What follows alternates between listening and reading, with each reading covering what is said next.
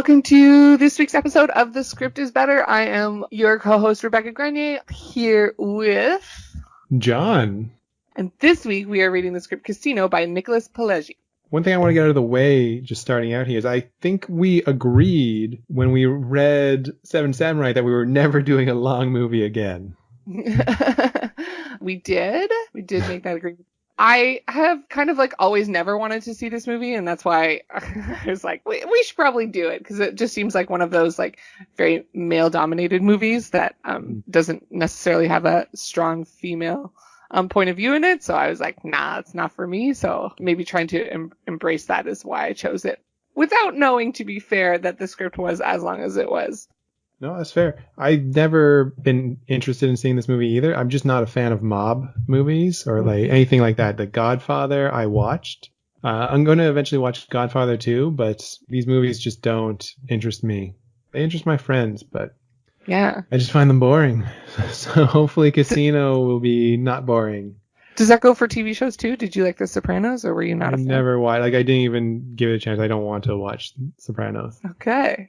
Yeah. Controversial. Oh, yeah. Well, I never watched Breaking Bad, and I don't want to watch Breaking Bad either. Okay. Yeah. So it's the TV shows that are lauded as the best ones ever written. Sure. Yeah. No, to be fair, I hit back against The Sopranos for a while too, until a man made me watch it.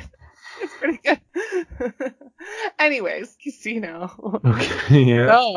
So, initial thoughts of Casino, John. Go for it. Lots of voiceover. And I'm not going to say that's a bad thing. I'm interested. I'm really intrigued to see how that's going to play out. And I like how in different scenes, the voiceover character kind of blends into the scene. Like he comes into the scene and he steps out of the scene. So we have the two main voiceover characters. We've got Nikki and Ace. And then sometimes other people do voiceover. I think Ginger jumps in at one point, and so, even a minor character at another point. I think it's an interesting convention, and I'm really excited to see that. But I think in general, just the themes and this mob thing, it didn't strike me as exciting. It's just not a movie for me, at least based on the script. Okay, yeah. I see what you're saying about the voiceover. There was tons of it, and you did make the point that it was mainly two people, and then kind of two other characters jumped in at one point, which I didn't fully understand why that happened. You established a pattern that it was going to be these two characters who were kind of friends and then enemies, and then randomly on in two different scenes, just one other voiceover from someone else. I thought it was very strange to come in like that. In general, though, I enjoyed it. Good. It was difficult to read between the voiceovers and the dialogue, because sometimes the voiceover would trail off with an ellipsis. There'd be dialogue, and then it would pick back up to where it was. So my eyes would have to scoot back up to see what the end of the voiceover was to understand the continuation of what was happening. That makes sense. Yeah, but I think in the actual filming in the movie, it'll come off really well. Yeah, I agree. Yeah, it won't be so confusing. Mm-hmm. But pretty far into the script, I still felt as if they were introducing characters. I mean, some of the extended mob family, I think you're right. They would just randomly introduce this other person. Yeah. But I mean, yes, absolutely new characters, but also just still introing the main characters. This is who they are and this is what they do. Still pretty far into the script. I was okay. At page 65, which is a third of the way through, I still felt like we were learning about Nikki, just learning about him. Shouldn't a third of the way through the script we kind of know who this person is? I think so, but I guess the characters are kind of developing into different people as the film goes on. Maybe not so much. Ooh, did they? Nikki revealed more of who he really was. You don't feel that he was just muscle and greed the whole time? Yeah, I do. I thought that he was more, I guess, yeah, he was more muscle, and then he had a chance to kind of take charge, and it showed that he was not suitable for taking charge of anything, because he had his kind of underground going on, while Ace was kind of the more legitimate front. Mm-hmm. But I guess, yeah, he was kind of consistent in that way. Yeah, I'm not sure if I caught that the way you did, getting introduced to the characters. That's an interesting point of view. Yeah, like there's a specific line that Ace is saying on Nikki around that time. He's like, but around 6:30 in the morning when he finished his day, no matter where he was or what he was doing, he always went home to make breakfast for his son, Nicky boy.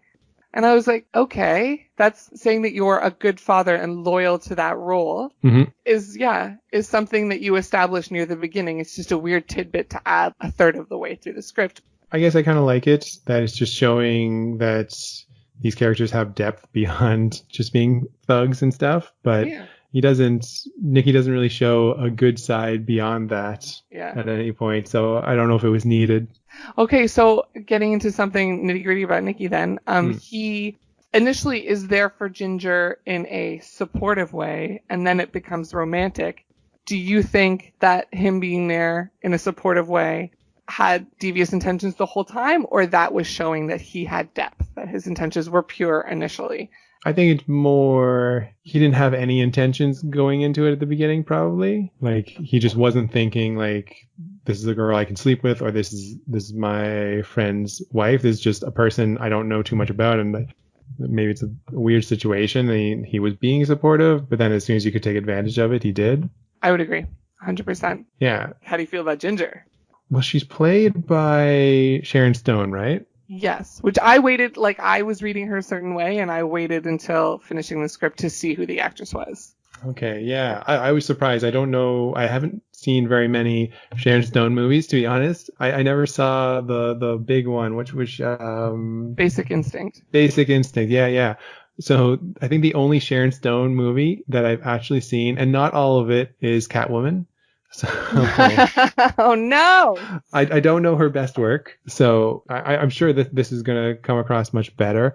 I don't know. I don't think you're supposed to like Ginger, but you're also only getting Ace's point of view on who Ginger is. Yeah. So she comes off as a very bad mother. Like everything she does seems like she is a bad mother, but it's also Ace's view on what kind of person she is. I don't think she was ever put into a fair position. Like she seems to be the only person that knew everything was going to fall apart. Like Ace thought that he was going to be in control and everything was going to be good. But she's like, no, this isn't going to work out. But I mean, she went for the deal that he offered, and that's, I mean, more the pity for her. But I also don't necessarily pity her because I think she probably was a junkie from the beginning, and like she's supposed to have a pimp, right? That other guy's supposed to be her pimp. Lester, yeah. Yeah, and so like she wasn't in a great position to begin with, and we don't know her history before that. So I'm not sure I have a whole lot of pity for her, but I mean, like, she never had a chance with Ace. Like, Ace was an ass and a controlling person from the beginning. Mm-hmm. It seems like for her and for Nikki and for Ace even, it's like you can't change who you are. Because, because they all went back to who they were by the end of the film, who they initially were. But rest in peace, Nikki. Right? He died. Sure, rest in peace. Yeah. But yeah, Ace and Ginger back to who they were at the beginning. I don't know much about the genre, but it's probably very hard and a common theme in mob and gangster films and TV shows that can never get out of that life. Definitely would be. Can I just talk about this child? Oh my God, like, Amy? Amy, yeah. I think like probably the most underdeveloped character. She's just she's a hostage at one point. She just appears randomly. Like we're getting married. And flash forward, we have a child. Yes, and then also she can talk eventually, which I didn't really understand the passage of time being like her getting to an age where she was able to speak, and then she just in one scene she's talking, and I was like, wait, who is that? Yeah, and then at the end, I don't think you ever know what happens to her, right? Because we see Ace at the end. Spoilers for the ending to the script and the film. We see him alone in a room, in like a giant mansion. Still, I think he has like the same type of house, just somewhere else. It's in San Diego. Yeah, and so he has a great big place, but we never see Amy. So is she with somebody else? Is she in that house? We never get any resolution on that. I don't know if we needed it because she's underdeveloped, but yeah, I'm gonna guess since they said that Ace is like an older, grayer version of who we saw him last, that she's like old now and moved out of the house and she's living a life that has nothing to do with Ace or Ginger, hopefully. Yeah, Please spread honestly. your wings, Amy. Yeah. I didn't get the scene where Ginger ties up Amy. I just like, I know we get her reasoning, like I'll be back in a moment, but like why did you need to tie up your daughter? Yeah, I think she was saying that like she would be back before she woke up, but if Mhm. that's the case, then there's no need to tie her up. She'll still be where you left her if you were really just Exactly. gonna be back that quick. But Yeah. yeah, it was just like a precaution, like, well, maybe I won't be back. So if I'm not, at least I know where she is. Also, I guess this is a character moment for Amy because she's clearly a heavy sleeper. Yeah. I don't think I could be tied up in my sleep. I don't know. Maybe I could be, but it seems unlikely. Yeah, like to be moved that way too. Unless I was already sleeping like starfish like that with my hands. They say in the script that her hands are tied to either post of the bed. Hmm. To move somebody that much while Yeah. they're sleeping, that person would wake up for sure. And she doesn't seem to be like, yeah, she has no moment to be like psychologically scarred or anything like that. Ace just comes and like gets her. Yeah. Give Amy just a moment right there, just one moment to be like, you guys are fucking crazy. Totally. If we're just picking apart some parts of the movie, there was the bank scene near the ending where Ginger takes out the money and the police just help her. I Yeah, didn't. because both of their names allow access to the Hmm. safety deposit box, so Hmm. it doesn't have to be that both of them are there. Yep. So the cops aren't necessarily helping her, they're just like making sure she doesn't do anything crazy. Yeah. Well, I mean, they do help her by holding the bag They open did hold the and bag helping her open, carry it out to the, yeah. yes. But I like if one half of the people who are able to access this vault are like begging you not to let them do this, shouldn't there be somebody should be stepping in? Maybe not the police, but maybe the bank, the people who are running the bank. Like, oh, there's a dispute here. Shouldn't we lock this down and until this is resolved, nobody can touch this? I don't think so. I feel like that would be something that would have to be settled in court. And so she can just run away with the money. Yeah. Okay, well, he put his life in her hands. I didn't get that quote, but he put his life. Oh, I guess I get it. Like that would be his bail money if he was ever. Yes. Yeah. So I get that, but yeah, he put his life in her hands, and that was a mistake. But I mean, treating her the way he did was a bigger mistake. Yeah. So she came back to that relationship maybe 4 or 5 times. I don't understand like why after the second time that she leaves, he's not like, maybe I should just let her go.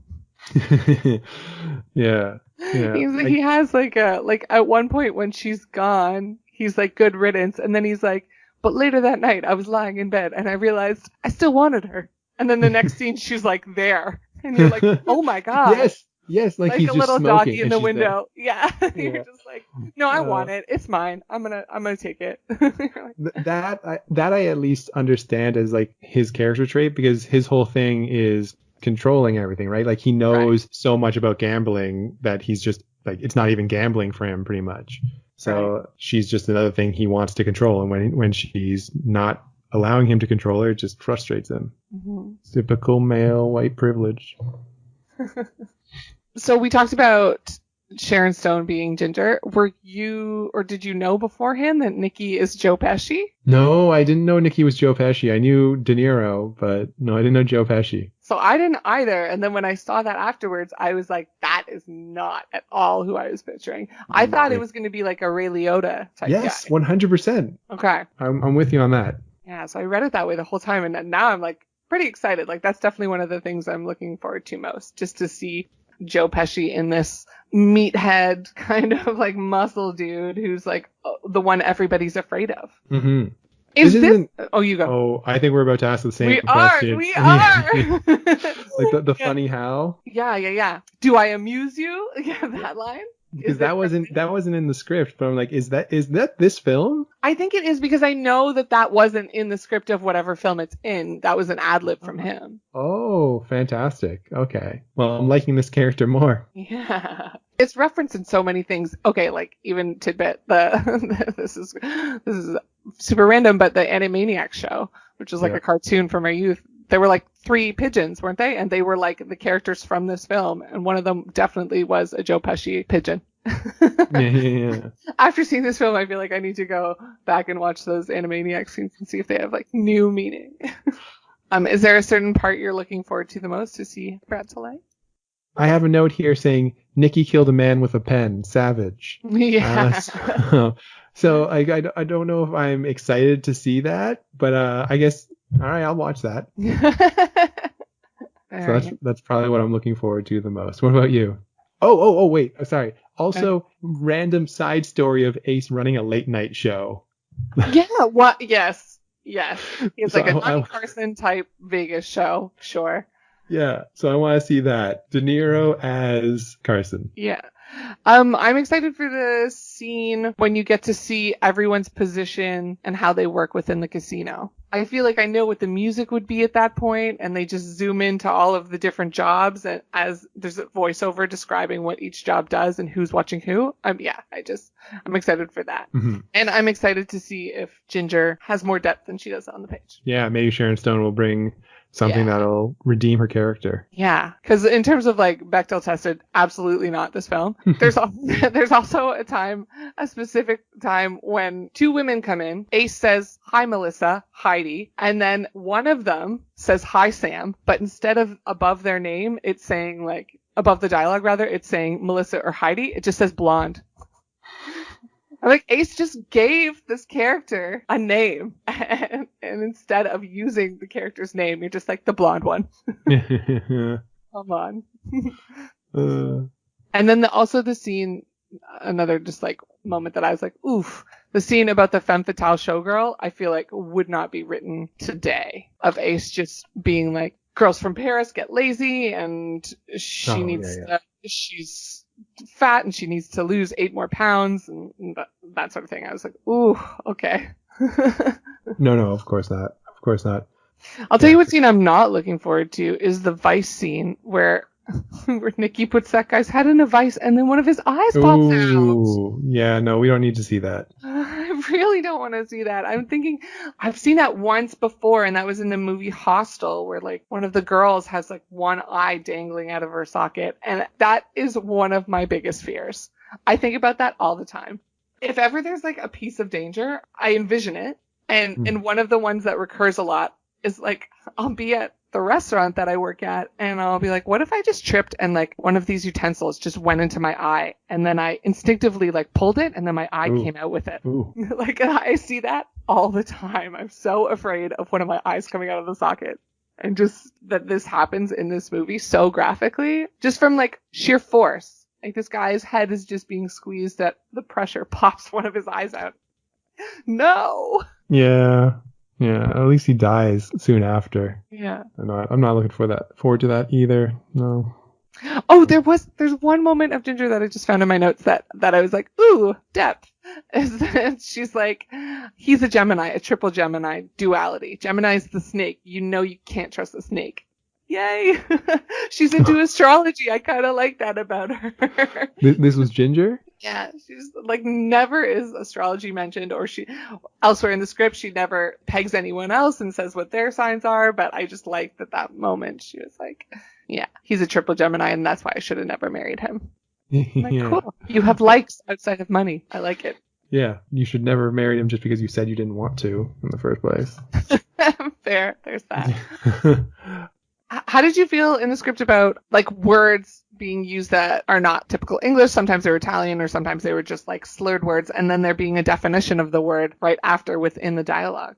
I like that in the script for sure, and I don't think it's needed in the film. You can just have words that are said in Italian that I don't need translated, and I can assume what the intention was. I mean, I don't mind if they're translated, but it was cool having that in the script. I thought like it broke up the flow of the read for me. I mean, I might have looked it up maybe if I couldn't infer the definition, had the definition not been there. But yeah, otherwise I was like, why? Why do you keep doing this? There was one word that I looked up and it was like fracas. Somebody said fracas and I was like, I have no idea what that was. And it was just like a noisy disturbance, a quarrel. Yeah. Very cool. Yeah, stop causing a fracas. You've heard that word before? Yeah, for sure. Oh, wow. Cool.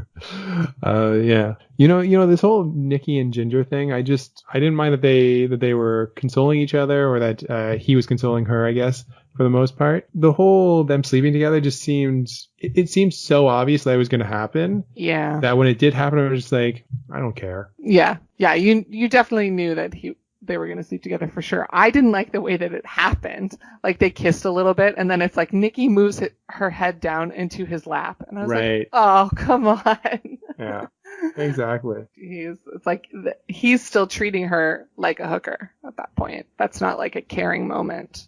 No, I don't know what the answer to this is, but how does she want to be treated? Because she's running to Nikki to be a new pimp for her, basically. And that's what he essentially becomes in a way. Whereas like Ace, meanwhile, the entire time is trying to make her not be a prostitute and get off drugs. He's like trying to force her to get off drugs, you know, for legitimate reasons, to be a good parent.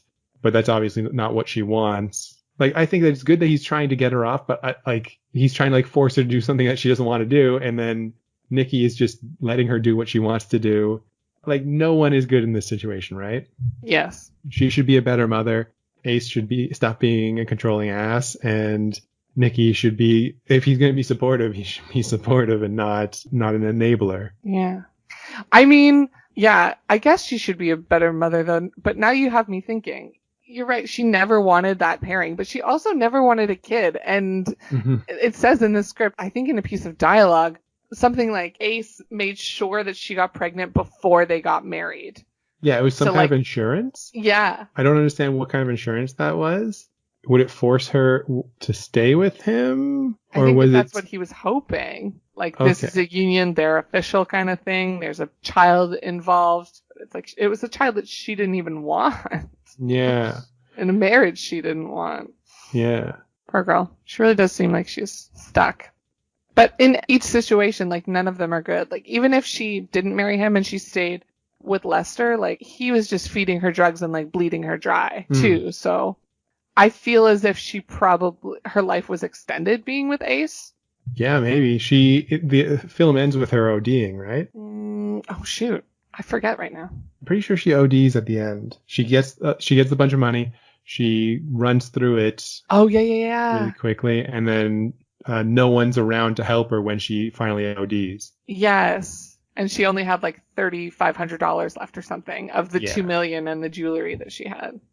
Yeah. So her getting a bunch of money obviously wasn't the solution.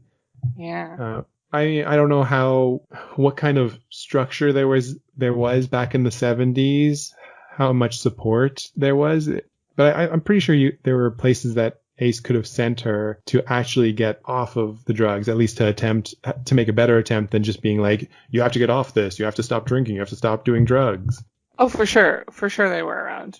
Yeah, Marilyn Monroe went to a bunch of those, and she was born in 1926, so until 1962, I think. So yeah, they would have been. Yeah, I can't remember anything before the internet. So I know we talked a little bit about voiceover, but I forgot to bring this up at the time. There was like a couple times where I was like, I don't think I needed that voiceover right there. And one of them specifically was like, Nikki's watching a police surveillance car with two agents through binoculars. The voiceover is, peekaboo, you fucks you. Afterwards, Nikki says, not in voiceover, just in dialogue on screen, I see you, you motherfuckers. I was like, you're saying the same thing. And the voiceover did not add anything. That's true. Counterpoint. Oh, please. It doesn't take away from your point. The voiceover at the very end, Nikki's final voiceover, when he's about to die, he's giving a voiceover. Nikki gets struck in the stomach or in the back of the head, and then the voiceover does the grunt, like it's been the one that's been hit. I loved that. Yeah, I just thought that was a fun way of playing with it. I think Scorsese. Well, no, Scorsese didn't write the script, but whoever wrote the script, Pileggi, he really played with this idea, and I thought that was really cool. But you're right, totally wasn't necessary at times.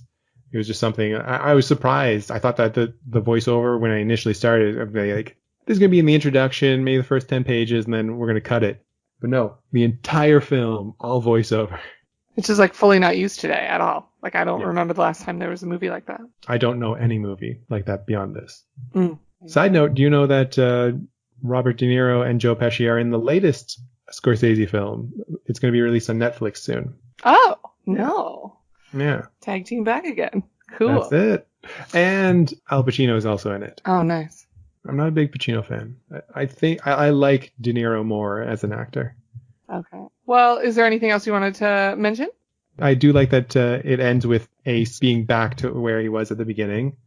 As much as you're criticizing that for him not being able to change, not really criticizing, but just making a statement that that's kind of like the theme of it. Yeah. I do like that he starts out as this guy who's always gambling, and he's like, he kind of controls this, and he pays off money a little bit. And then he goes on this journey. He becomes a casino guy. He has to deal with Nikki. Everything falls apart for him, and he goes back to that thing, that gambling.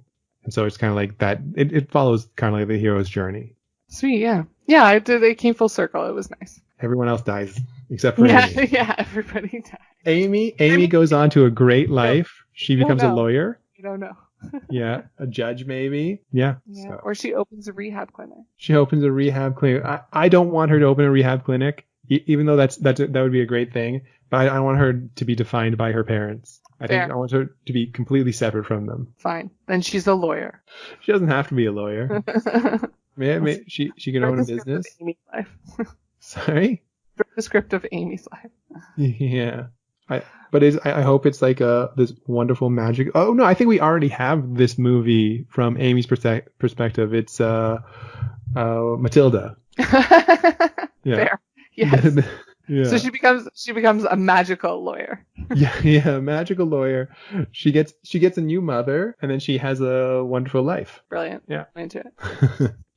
Okay, so now it's time to watch the movie. Let's go watch the movie.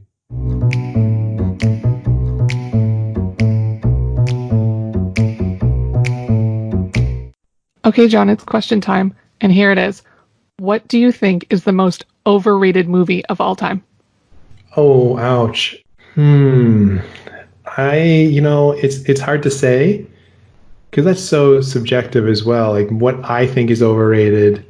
Like I once listened to, was it a podcast that they said this on, or maybe it was a friend of mine said this, that they hate hearing somebody say that something's overrated because you're saying like everyone else is for some reason not stupid but wrong about something. But at the same time, I didn't necessarily agree with that. Some things can definitely be overrated. I think just in general, this isn't quite as divisive as it once might have been to say, but I think I'm going to say the original Star Wars trilogy is a bit overrated. I knew you were going to say that. I was like, come on, just say it. Just say it. All this preamble, just say Star Wars. We're setting aside the prequel trilogy and the sequel trilogy. The original three, like the first one, I didn't really care for much at all. Like it's just things are happening. I don't know if there's not much to do with the Force except for like some weird talk about it. And the second one, like everyone really loves the second one. It's pretty good. I guess I don't know. Especially with Star Wars, I like Star Trek, but with Star Wars, I don't care for fantasy for sci-fi much. I really like fantasy, but Star Wars just doesn't do it for me. And a lot of sci-fi doesn't do it for me, but Star Trek does. But yeah, that's aside from the fact, and Return of the Jedi, I don't know. It was all it just didn't seem to come together as much as people say it does for me. You really like Star Wars though, right? I love Star Wars. I have a Star Wars tattoo. When did that happen? Oh, golly. In like June? Oh, just in June. I mean like just in June. So right now we're taping that. Like, I don't know. Can I say that this is like, it's been a while. Yeah. Well, I mean like 6 months, right? Yeah. Like more than 6 months. Like, yeah. That's not as much. I didn't even know you got a tattoo over the summer. I don't think so. Anyway, that's family stuff. That doesn't matter. Yeah, okay, so Star Wars, so we're divided in our family. Everyone loves it, except for John. So not really divided. It's 4 against 1. That's okay. Yeah, that's still a division. Yeah. Everyone, like, do you like Star Trek at all? Yeah. I mean, I'm not like a Trekkie, but I love TNG. Yeah. Like, were you there when Mom brought us to the convention? I think it was in Ottawa, or it was somewhere in Canada. It was and in Marina Ottawa. Sirtis was there. At the Rito Center. It was at the Rito Center? Yeah. Oh, amazing. Yeah, that was cool. We got stuff signed by Marina Sirtis, and yeah, TNG was amazing. Yeah. Just one of the greatest. So yeah, screw Star Wars, and anyone who likes them is wrong. Oh man. So should we go back to Casino then? Yes. Okay, great. Enjoy the film.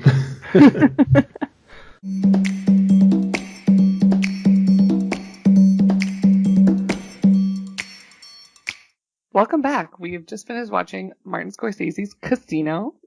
All right, John, tell me your initial thoughts of the movie. Good or bad?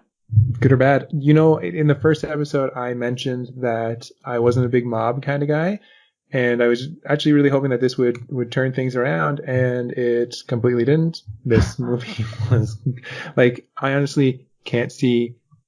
I'm going so extreme. Like, I think I'm going over the top just because I can.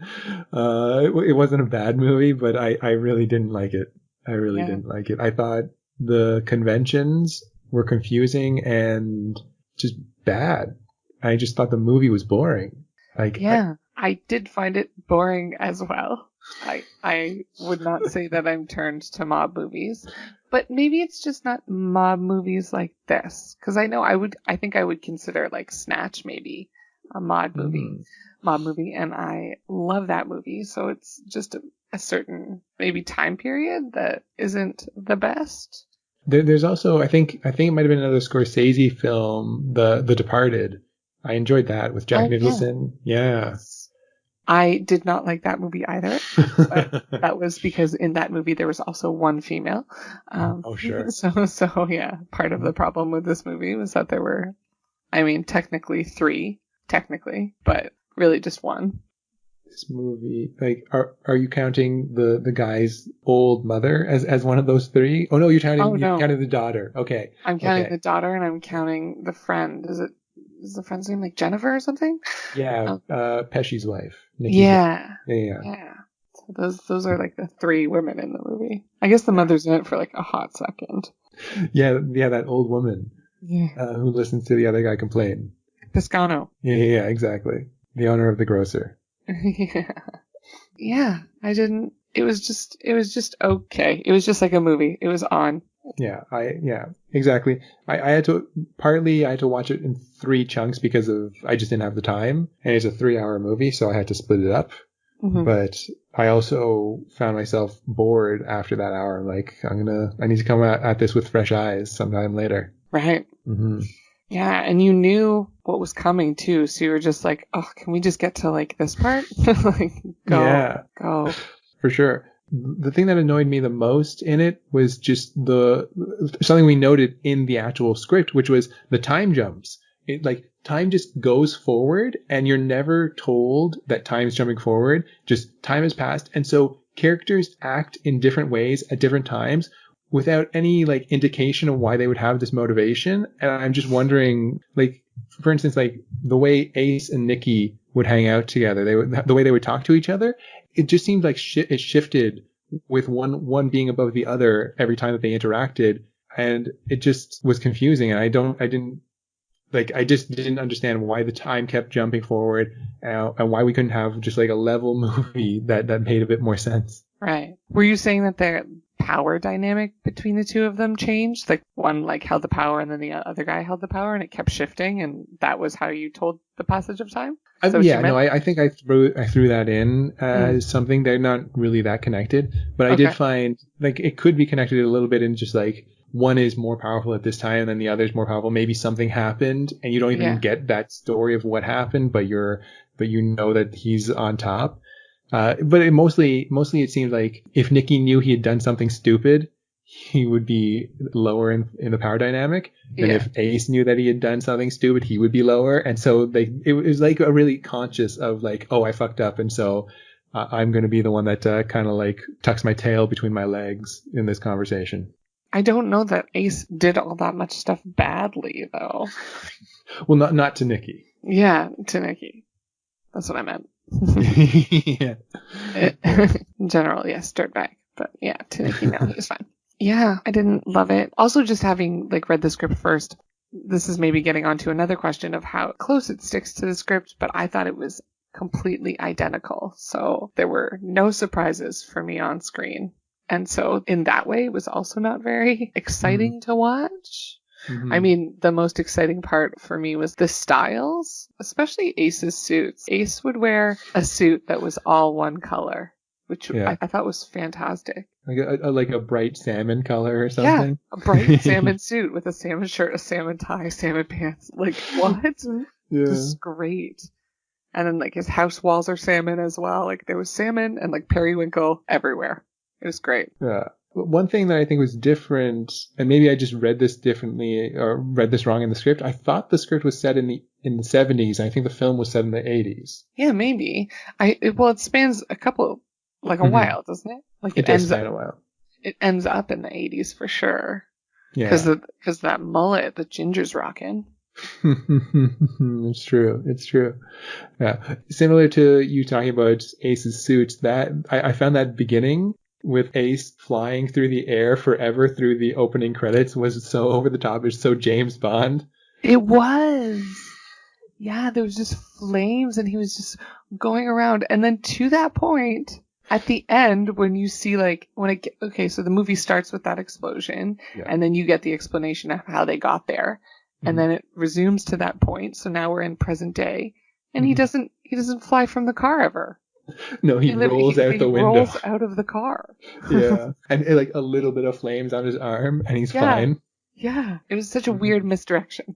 I was like, why? Why are you having us to believe this whole time that he's definitely flying and dead? Yeah. No, totally. So there's another problem that I found in this film. I found that it was in the script too, but I didn't notice as much in the script. But it's just the fact that, like, with the voiceovers, especially, it's just so much telling you about who these characters are. I think you might even mention this in the script version of our conversation. Like, it's just so much like, this is how the character is. And that kind of like justifies an action at that moment. And then like the next time, like, this is how this person is. And then it justifies whatever they're going to do then. And it felt like a lot of telling, not showing. Yeah. And I don't know if that was always like such a faux pas in script writing. Definitely today, that's like the first thing that people tell you. Like, show, don't tell. And also, a story about your life is not that interesting. That's another one. Yeah, totally.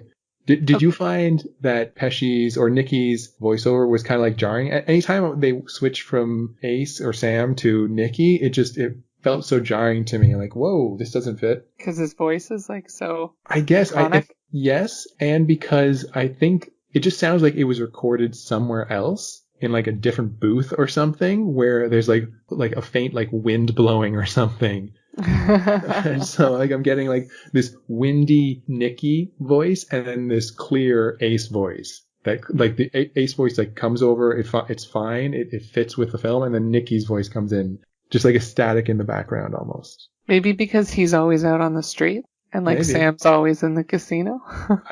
I mean, like, I'd respect that a lot if it was a choice, yeah. Okay, so I have a story point, which I think was also a hole in the script, but I just didn't notice it. The safety deposit box, Ace says that he puts it in the name of Mr. and Mrs. Collins. Yeah. So it's not even under Sam, Rothstein, and Ginger. Mm-hmm. And then at the same time, he says he gives Ginger whole access and that even he can't access the money. Yeah. Okay. They never explain that. Yeah, I know. Yeah. And so at the end of the movie, even if Sam got to Ginger on time, he couldn't have stopped her because it's under Ginger's whole access. But then beyond that, it's really not under her access. Like, the cops should have stopped her because she's not Mrs. Collins. Mm-hmm. That's a made-up person. Yeah. She would have just had to give, like, a fake ID, which they would have seen because they know who she is. Yeah. I think that might be also another thing to blame for the time jumps. Like, they're just, like, these situations that are set up that are never revealed why the things are working this way because we're just jumping through time. I'm sure at some point we're just supposed to assume that he changed things at the bank. Because he has the key now. We never see him taking the key from her, do we? We never see him taking the key from her. No. He just has it. Yeah. And so like she was supposed to have the key. Yeah. That's never shown, that taking away, like the name thing never discussed. So I'm sure that it happened after she fled with their daughter, with Lester. Mm-hmm. But I mean, you could have shown that to us. Yeah. And even the name thing is talked about again. So when Ace talks to Saul on the phone, Saul says the account is still in both your names. And I was like, no, it's not. Not in either of your names. Yeah, it's true. So how do you feel about Ginger? I almost want to like leave this to like hear your take first, and then give some of my views, or I can start if you want. Either way. I mean, I don't have really much to say about her. I don't think she was any different on screen than she was on paper. She was just kind of like a flat character. I think Sharon Stone's performance was great, but that there were no surprises in it for me. I was hoping that there would be something like to make her pop a bit more, but really the best thing about her was her changing outfits. And the mullet. The mullet. I just couldn't even believe it. I was like, you're such a beautiful girl. Why are you doing this to yourself? Well, I think that was probably a director's choice, maybe. I know. But like Scorsese the character. was big on mullets. For sure. Oh, but yeah. The character herself, like she is so, not just Sharon Stone, but I mean like Ginger is such a beautiful girl and she's pretty vain and that sort of thing. So like, why would she make herself so ugly? I get that it's the time. They liked mullets, right? It's so weird. Okay, I totally agree with everything you said. The thing that I noticed the most is, again, the show don't tell element of it, or they were telling. And this was in the script too. Her whole drug thing and her alcohol thing, I feel like it was it was all Ace and sometimes Nikki telling us that this is her problem. Like the first time this happens was after their wedding. She's calling with Lester because she's in tears. She's marrying this guy that she doesn't love, and she's not able to be with this other guy that she does love. So she's like saying goodbye, and she's in tears partly because Lester, not James Wood, even though fantastic choice of actor for that role. Partly because Lester probably doesn't love her. And he's at least not showing that he cares about her that much, just letting her go. But she's saying all these things, and yes, she has some liquor and she's drinking, but she's showing no visible signs of being intoxicated beyond being in tears, which is justifiable by the situation. Ace comes up to her and be like, "Oh, you're drinking too much." And it's like, what are you talking about? Like, you're telling us she's drinking too much? I just found that these situations happen throughout the movie where like you're told that she's a drug addict, that she's too high all the time, or that she's drinking all the time. But until the end of the film, when like all this shit has happened for so long, we don't see that. We don't even see her take drugs for the longest time. Right. It's almost like gaslighting her, like a self-fulfilling prophecy. Like 100%. Yeah. Exactly. It's like you're making this person this person. Yeah. Just like, I want this thing. She's going to be my possession. And the second she gets out of line, I'm going to make her feel like shit. Wedding day. I'm going to make you feel like shit. And I'm going to continue to make you feel like shit the whole time, but I'm never going to let you leave. Exactly. Even though you said when they got married that you could leave if it doesn't work out. Yeah. We'll set it all up so that you can leave. It'll be fine. We're just going to give this a try. Yeah. Ace really came across as like the modern nice guy. The guy who acts nice until he's in the relationship, and then he's an ass, right? That is the modern nice guy. Yes. You're now my possession. I've acted nice to you for a while, so you're my possession. I can treat you however I want. Yeah. Brutal. I have like flashbacks right now. I feel like I was just triggered. Oh no. Just like a parade of assholes.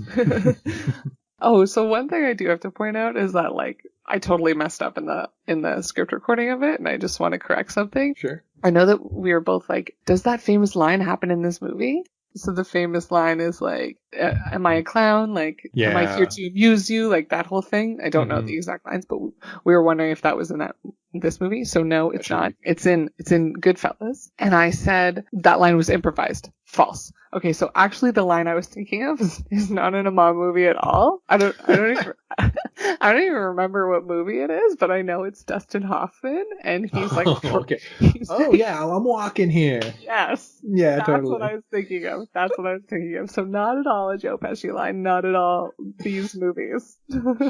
Yeah. But I think it is funny that I brought up Goodfellas, that when we were talking about who Nikki was going to be, and we were like, yeah, it's Joe Pesci. And I was like, I pictured like a Ray Liotta. Because Ray Liotta, Joe Pesci, like it was the same cast for Goodfellas. Yeah, it was. Plus Ray Liotta. Yeah, it's true. That's why. I wonder if that movie is this movie. Have you seen Goodfellas? No, I haven't. I'm so curious to know if it's very similar. It's got to be shorter, right? It's gotta be. Oh, okay. So we talked about Sam saying that a woman who was like 8 pounds overweight was not able to stay as a dancer, and he like fires her. Yeah. And I was like, I wonder how this is going to play on screen. And on screen, I was like even more disgusted. I don't know if you noticed this, but she was filmed from the waist down, or maybe it was like just under her boobs down. So you never actually saw this woman's face. She was never able to like be disgusted or have a reaction for this. It was all the dance captain who was being disgusted on her behalf. And I was just like, okay. So we're like objectifying a woman and we're like bringing her down, and still it's only the men who get to talk about it and react to it. I was just like, this is horrible. But she did have some like great hand acting, because you get to see her hands like tense up. Right. And then she slowly gives the middle finger to the camera and lets it go. Oh man, I wish. I will say I was very surprised when you got the shot of Sam Rothstein's dancers. They were like jazzercise kind of dancers, and two of them were men, and I was like, nice. Yeah, totally. What were you most excited to see? Oh, I honestly don't remember what I was most excited to see. You know, can I just say, like, I already mentioned him once, but like James Wood playing Lester, I was like, fantastic casting. Fantastic. I could just see him as that character. Like, he is the exact character I would want to play Lester. And just seeing him there being like slimy with the mustache and like being like kind of craven whenever he's around somebody. And when you actually get to see him shaved later on as James Wood, instead of having like the hair and the mustache anymore, I'm just like, yeah, James Wood, you're awesome. Woods. Yeah, I'm sorry. I even wrote down Wood. Like, I recognize his face, but I was like, I don't know what you're like famous for. Oh my god, and he's the voice of Hades. Yes, 100% he is. What about you? Okay, like, what were you most excited to see, and how did it translate? I was excited to see the introduction of everybody's gaming positions in the casino. Yeah, and I wanted it to be like artistic, and it was not artistic.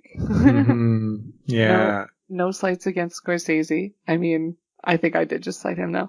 I felt like there was so much potential to have that be like really cool. Again, I'm going to reference Snatch in the sort of way where when they were introducing people and it would like speed up and then like slow down on a certain character and then keep doing that. Like, I thought it was going to go more like that. Or even in like an Ocean's 11 kind of thing, when you're going through the casino there and you're seeing every part that people are playing in the heist, just speeding up like that and like zooming in on a specific area. I thought it would be like that, but it wasn't. It was just like cuts between like, this person does this person does this person does this, and this person does this. I was like, oh, okay, cool. Totally. Yeah, it was disappointing. I think it was disappointing in the same way that in Rebel Without a Cause, I was disappointed with the police station scene. I thought that it would be so much more than it was, and it is just like a very standard, like, here's the police station. Okay, but so this is all because we've seen it done very stylistically after the fact. But Rebel Without a Cause and Casino are like pioneer movies that are like changing the game for the future, I feel. So yeah, I guess it's easier for us to be like, why didn't it look like the movies that came after it? I mean, to be fair though, that's what I'm saying. This was mid-90s though. Like, I feel like I know that's a while ago, but that's still pretty recent. I guess all the beauty in this film was in Ace's suits. That's what I'm saying. Can we talk about things that we actually liked? Like, was there anything you liked? I was just gonna say, yeah. Okay, go ahead then. When Ace falls in love with Ginger's like in the casino and he's just staring at her. The song that plays is like that song that's also in Dirty Dancing. I didn't look up the name of it, but it's like, baby, my sweet baby, you're the one. That started playing and I ate it up. I love this so much. I totally get that he's fallen in love with her. This is so cute. This is a perfect song. I like the music selection in general. Yeah. Yeah, I enjoyed. What other songs? I didn't note other ones. The only other one the only one I noted, because I didn't note that one, was Hotel California. That's probably one of my favorite songs. It plays near the end. Okay. And I think it's very fitting for this film. But I just like 60s songs that were maybe they didn't stand out, but I thought they were very fitting for the film. Yeah.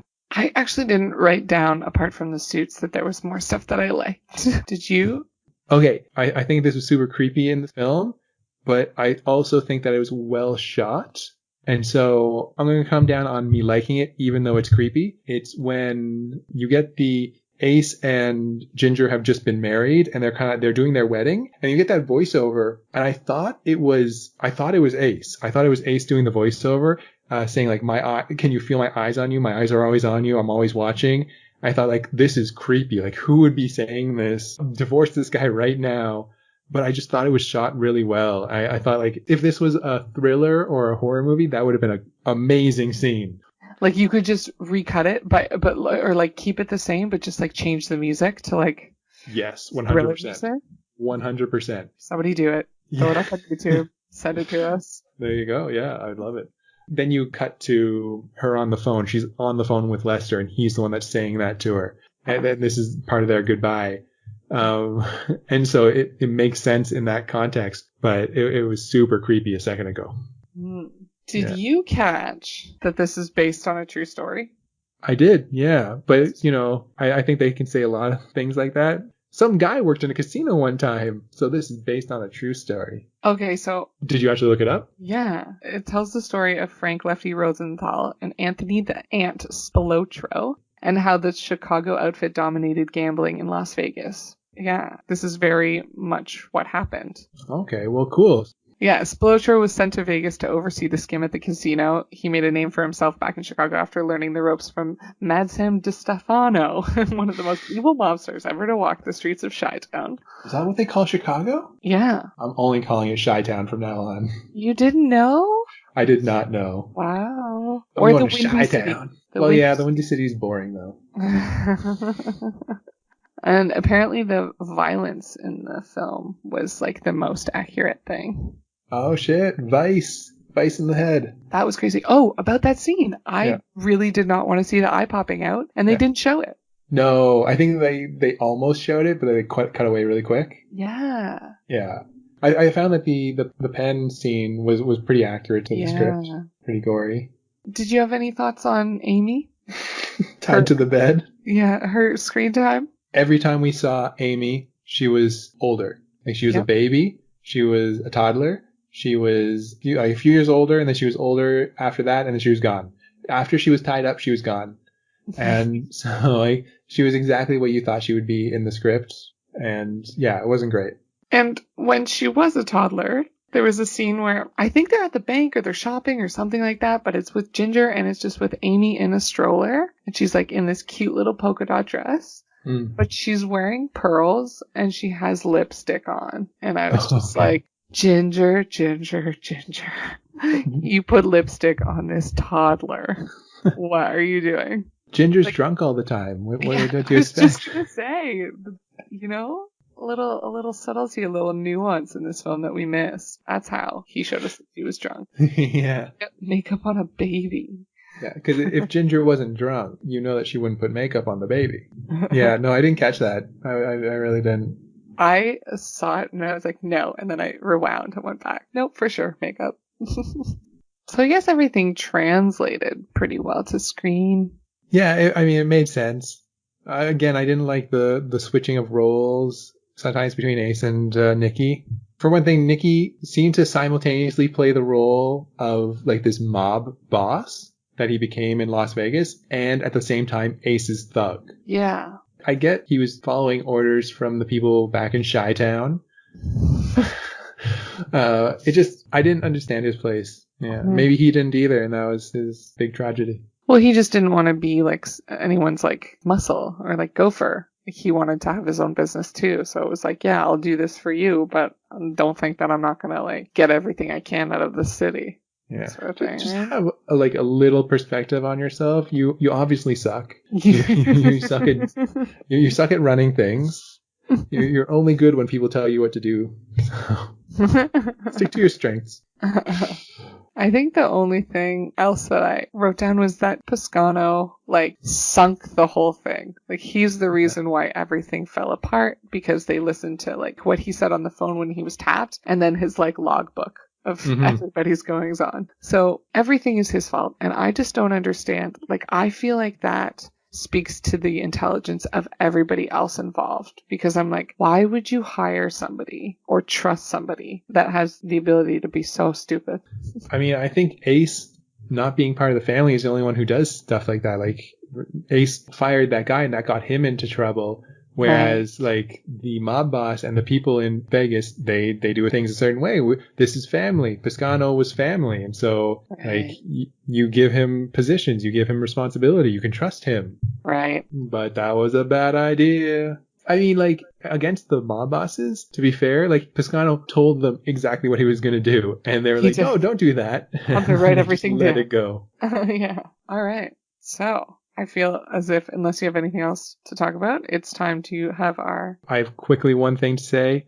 It's just that when Pesci and Ace meet in the desert, and Pesci drives away, and it makes that cloud of dust that goes over Ace. I really like that scene. I just like that part where the cloud goes over Ace, and Ace is watching him drive away. That's the only other thing I liked. There you go. Yeah. Oh my God! No, we can't miss out on mentioning this. One of the cops that shot Blue sounded just like Jerry Seinfeld. Okay, so I did miss that, but that's funny. That's funny. Okay. If you have the movie lying around, just go back to that scene. It's near the end. It's one of the last things that happens. And just listen, because they have a conversation, and it's Jerry Seinfeld. I swear they cast Jerry Seinfeld as one of the cops. I'm definitely going back to listen to it. Cool. That was the last thing. All right. So let's decide on this thing. John, is the script or the movie better? The script is better. I agree. Yeah, it's totally true. Okay, cool. Oh, we didn't even talk about Kevin Pollak. The only note I had was that he was better in Willow. Okay, so what Kevin Pollak movie are we doing next week? Oh, well, we've both seen Hold 9 Yards, so we can't do that. Damn it. Is Kevin Pollak in Goldfinger, the James Bond film? I mean, I guess we're gonna have to read and then watch to find out. Okay, let's give it a try, and if he's not, then we'll scrap it. Okay. Okay, cool. Right. Yeah, we're gonna do Goldfinger next. I'm excited because I've never seen a James Bond movie. And actually, I thought I was going to do this to the grave. It's a point of pride now. I've just never seen a James Bond movie. I'm never going to see one. It's okay. But no, started this podcast, and now that won't be on my tombstone. That's what we would put on your tombstone. Here lies Rebecca Grenier. She never saw a James Bond movie. Well, we're going to watch one in a week, so... She only ever saw one James Bond movie.